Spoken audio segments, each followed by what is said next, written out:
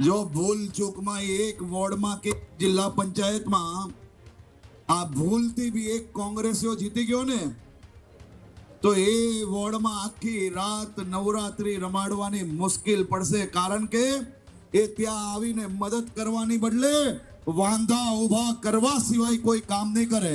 જો ભૂલ ચૂકમાં આ કોંગ્રેસીઓ આવ્યા અહીંયા એ તમારા તહેવાર બગાડવા આવશે, રોકવા આવશે ને મારે છે ગાંધીનગરથી અહીંયા એને ઠોકવા આવવું પડશે। ભુજમાં હરસંઘવીના રોડ શો બાદ આકરા નિવેદનો સામે આવ્યા।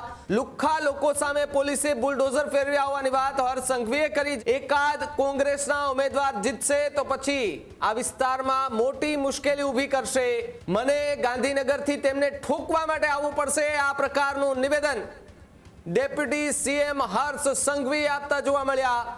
આખો વિડીયો જોતા પહેલા હજુ પણ અમારી ચેનલને સબસ્ક્રાઇબ નથી કરી તો યુટ્યુબ પર સબસ્ક્રાઇબ કરો અને ફેસબુક અને ઇન્સ્ટાગ્રામ પર ફોલો કરો।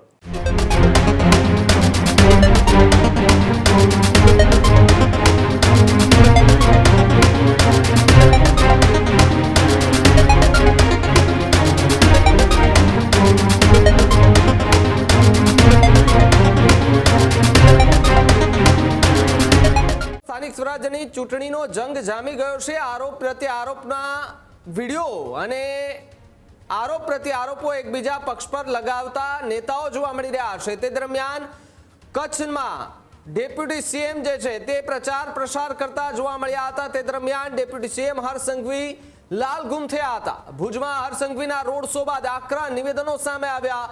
નાયબ મુખ્યમંત્રી હર્ષ સંઘવીએ કોંગ્રેસ પર ગંભીર અને આકરા પ્રહારો કર્યા।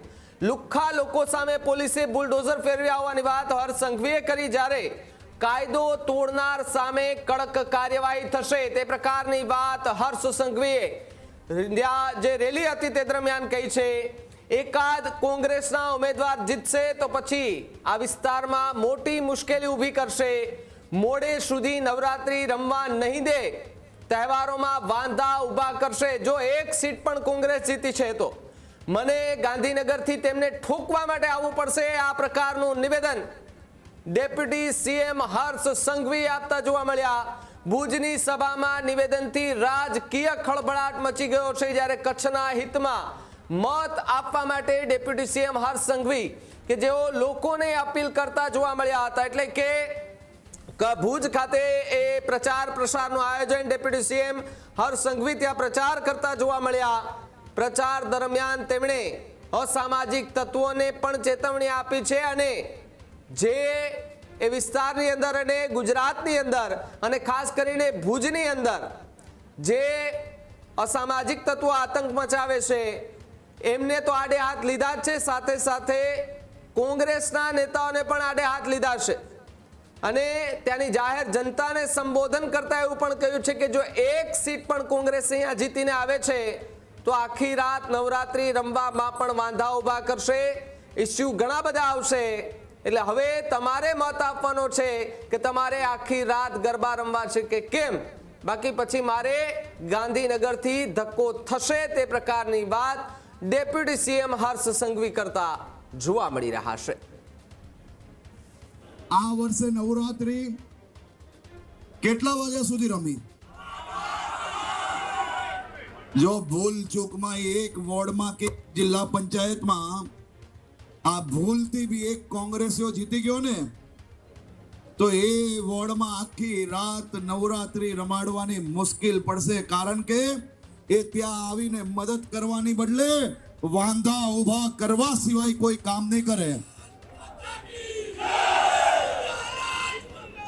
એટલે ક્યાંય બી એકાત મત બી આપણે ચૂકવાનો નથી। જો ભૂલ ચૂકમાં આ કોંગ્રેસીઓ આવ્યા અહીંયા એ તમારા તહેવાર બગાડવા આવશે, રોકવા આવશે ને મારે છે ગાંધીનગરથી અહીંયા એને ઠોકવા આવવું પડશે।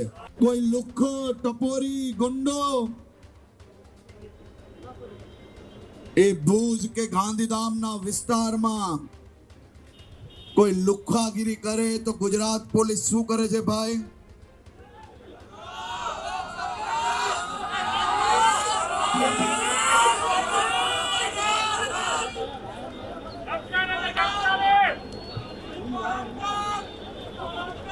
કરવું પડે કે નહીં ભાઈ? આ લુખ્ખા ટપોરીઓને આ જ ભાષામાં સમજાવવા પડે કે નહીં? આ જ પ્રકારની તમામ અપડેટ જોવા માટે ન્યૂઝરૂમ ગુજરાતને લાઇક, શેર અને સબસ્ક્રાઇબ કરવાનું ભૂલતા નહીં.